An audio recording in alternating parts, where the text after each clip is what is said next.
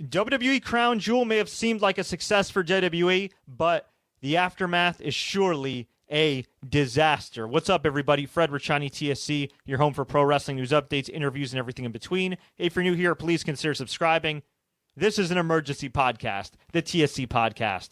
Why am I broadcasting right now? It's because of the developing story about WWE superstars that were stranded in Saudi Arabia.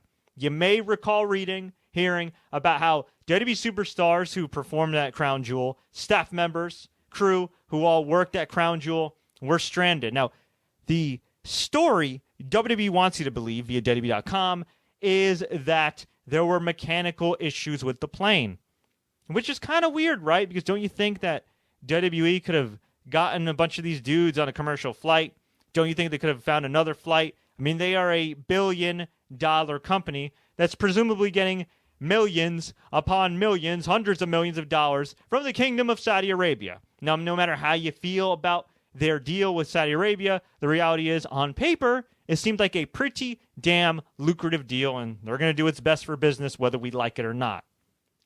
But there are limits to doing what's best for business when it's not best for the talent. That's the reason you are in business. Now, according to multiple people, Sean Ross Sapp of Fightful.com, who brought this up initially, Dave Meltzer of WrestlingObserver.com, David Bixenspan, formerly of Deadspin.com, follow him on Twitter at DavidBix, and of all people, Hugo Savinovich, the former WWE Spanish commentator and talent liaison who's pretty well respected, and he actually just lost his wife, so rest in peace to her, and my deepest condolences to him and his family.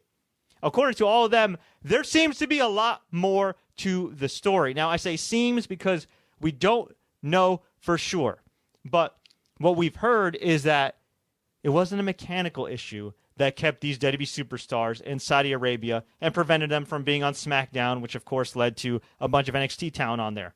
No. According to Hugo Savinovich, of all people, on a live stream, he stated that WWE and Saudi Arabia got into a disagreement over money owed, and Vince McMahon cut the TV feed off for the time being, at least for around like an hour or so. Long enough where it was a problem, and depending on who you hear from, either MBS or somebody in the Kingdom of Saudi Arabia said, all right, y'all want to cut off our feed? You want to mess with us? Okay. Bam. Keep your flight here. So WWE superstars were reportedly stranded, not because of mechanical issues, but because of political and monetary issues. Now, this wouldn't be that big of a deal, right, if Vince McMahon was there to take care of everything. It wouldn't be maybe that big of a deal if this wasn't in a country where, let's just say it's the wild, wild East, okay, when it comes to the government. It wouldn't be maybe that big of a deal if the superstars were stranded, maybe for a couple hours on the plane, a little bit delayed. They just barely missed SmackDown. No. There were people that were stranded for over 24 hours. People that we watch on TV, people that work backstage, and people who seem to have legitimately feared for their safety. And to make matters worse, Vince McMahon, according to Dave Meltzer, left before his talent, meaning he left his talent high and dry in the desert, stranded on a plane with officials from the Kingdom of Saudi Arabia, while there were serious tensions between WWE and the sports authority of the country. Now, maybe he had to make TV. Maybe he thought everything was all good. But this is such a horrible look for Vince McMahon. Such a horrible look for WWE overall. But it gets deeper because you read some of these tweets. You read some of these statements. First off, let's look at what WWE said on WWE.com. They mentioned it was some type of mechanical issue, right?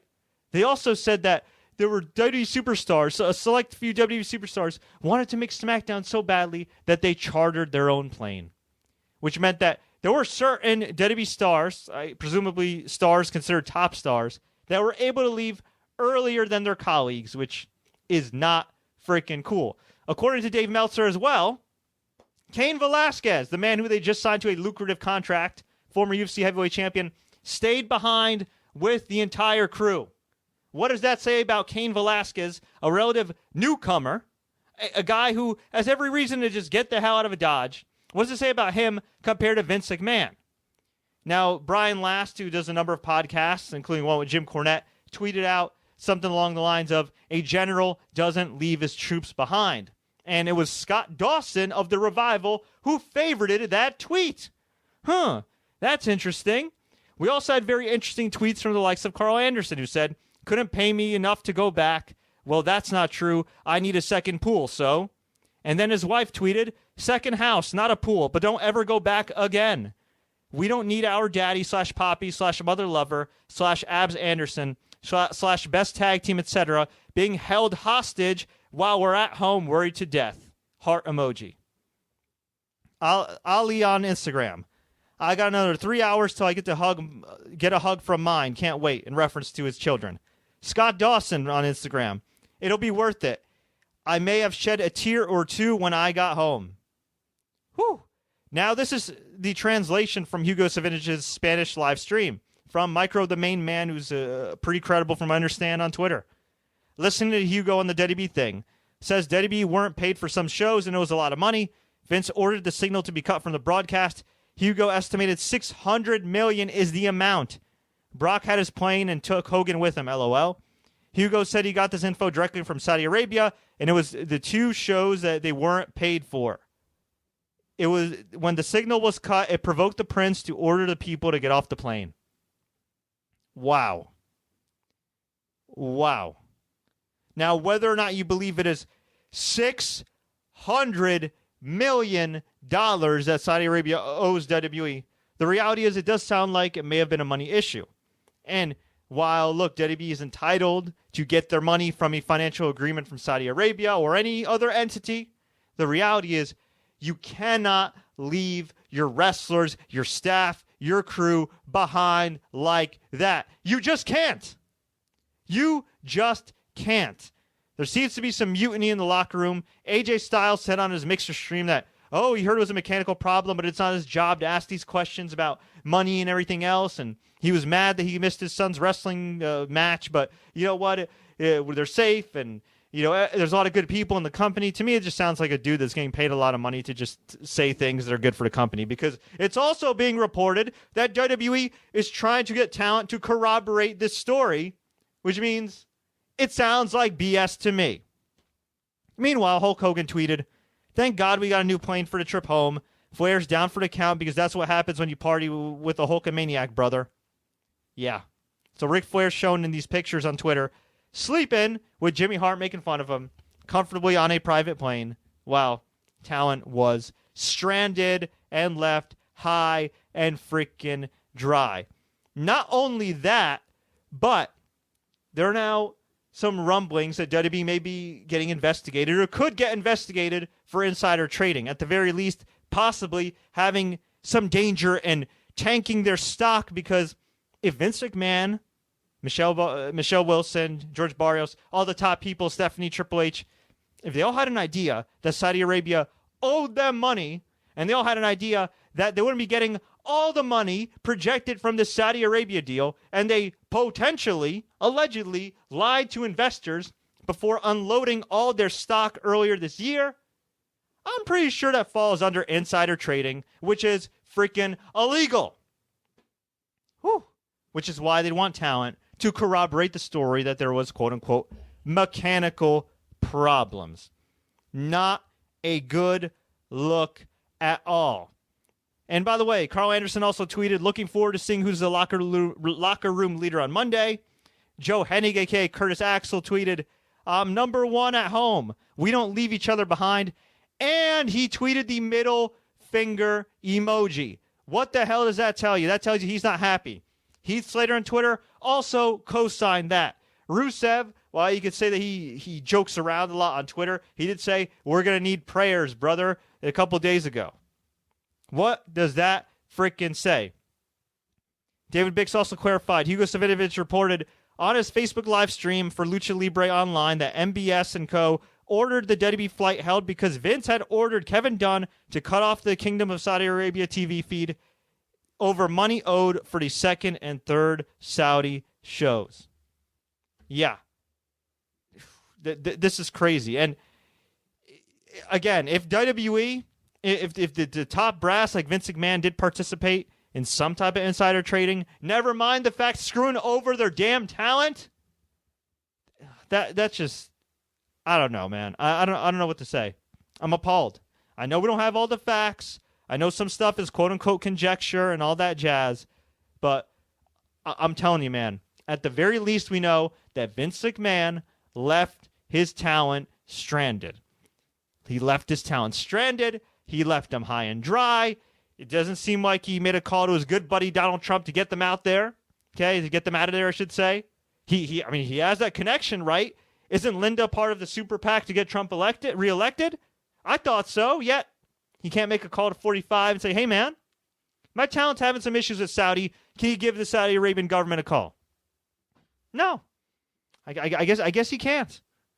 I guess he can't. I guess for Vince McMahon, at least what it looks like, money, and well, it's always kind of been the case, but this example more blatant than others, what it looks like is that Vince McMahon once again put money over his talent. But this time, he put it over the safety of the talent. And I'm not just talking about the ridiculous schedule they would have had they not been delayed between going to Saudi, going to Buffalo. Then I think they're doing Raw, and then they're going on the freaking European tour, and then coming back to Philly and D.C. That's freaking insane. I'm talking about leaving your talent behind in Saudi Arabia, where there's definitely some, some different things that go on there, to say the least, with the government that's volatile, in a volatile situation that whether they owe you money or not, a lot of people told y'all that this deal was a bad idea. You did not need this money. You were getting that money from Fox. You were getting that money from USA Network. You were getting that money from network revenue and licensing deals and everything else. But y'all had to be greedy asses, and you made this deal. So you can't blame MBS. You can't blame Saudi Arabia. You can't blame the TV partner, which I believe, by the way, it's called NBC. I'm pretty sure it's owned by Saudi Arabia, or mostly owned by Saudi Arabia. Okay? You can only look in the mirror and blame yourself. And that self is Vincent Kennedy McMahon. So I'm hoping, I'm praying that some of these wrestlers, I don't want to say have some guts, but just stand up for themselves and take what is yours, okay? Whether you want to unionize, whether it's demanding some more money, whether it's demanding not work in the European tour, this is your chance. And some people might say, well, Fred, they just did a show with NXT and the rating was decent, and, they could just replace them overnight.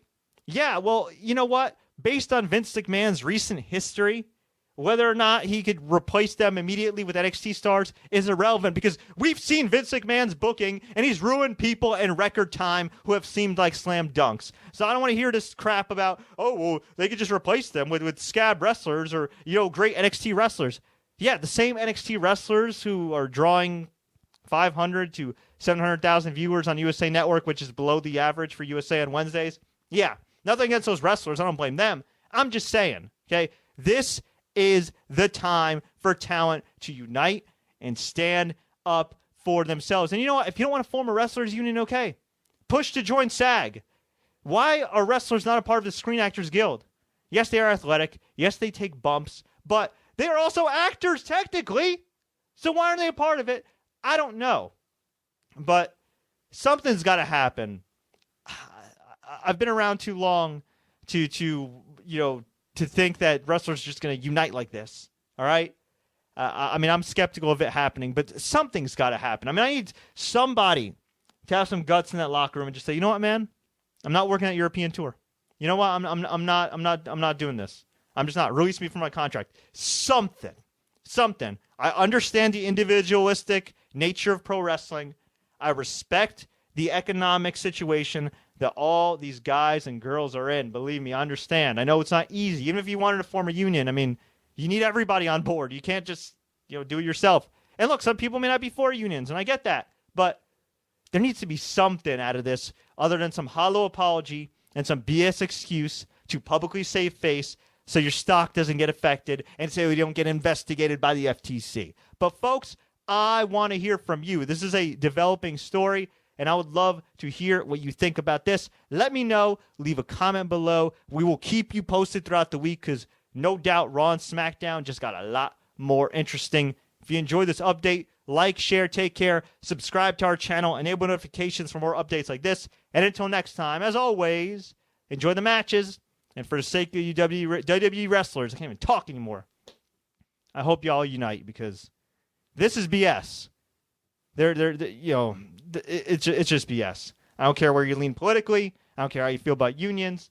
At some point, you got to stand up for what's right. And leaving your talent high and mother effing dry, that ain't right.